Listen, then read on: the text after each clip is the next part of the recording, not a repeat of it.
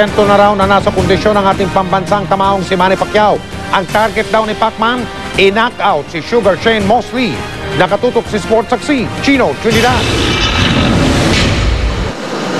Ang maagang paghahanda sa laban kontra kay Sugar Shane Mosley ay nagresulta sa maagang pagkakuha ng ideal condition para sa kasalukuyang best fighter pound for pound na si Manny Pacquiao.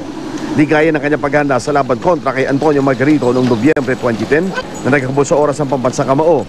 Ngayon, relax na sa ensayo si Pacquiao. Ayon sa kanyang running partner, kitang-kita sa pamamaraan ng kanyang pagtakbo ang pagiging kalmado ni Pacman. The huge difference this time is Manny seems a lot more relaxed. Manny is more comfortable with his pace. He pushes it only when he feels like he wants to, not like he has to.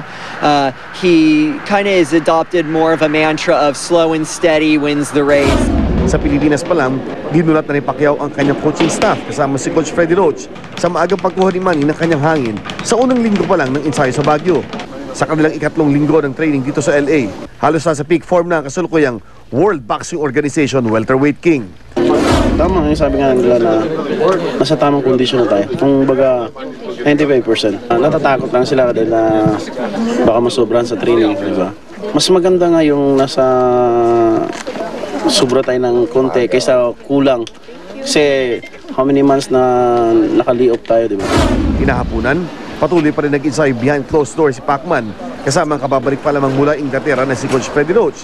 Sa aking bilang, nasa 14 na walang pahingang rounds ang pinasadahan ng most celebrated trainer-coach tandem sa unang dekada ng bagong milenyo. Matapos ang ensayo, napagbigyan pa rin ng pambansang kamao ang kanyang mga tagahangang 5 oras naghintay sa lamig sa labas ng wildcard gym para kahit sandali ay makita man lang ang kanilang idolo. Mula sa Los Angeles, California, Chino Trinidad Nakatutok, 24 oras. Buhay na buhay naman ang Baguio City sa pagdagsa